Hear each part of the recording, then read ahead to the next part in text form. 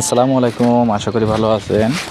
দেখতে পাচ্ছেন আমার কিছু বেবি আছে, ছেড়ে দিছি। সেটা হলো 2টা দামাসিন আইসবার আর হলো 4 পিস মাক্সি রেসার বেবি আর 2 পিস হলো সবজি রেসার বেবি আর একটা হলো বিবেক বুদাপেস্ট ব্লুবারের একটা বেবি।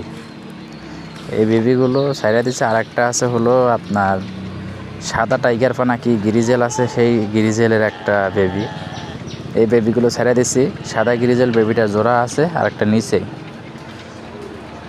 আর এই বেবিগুলো ছেড়ে দিছে নিজে নিজে উড়াবো বলে, যে এগুলো ফ্লাই করাবো,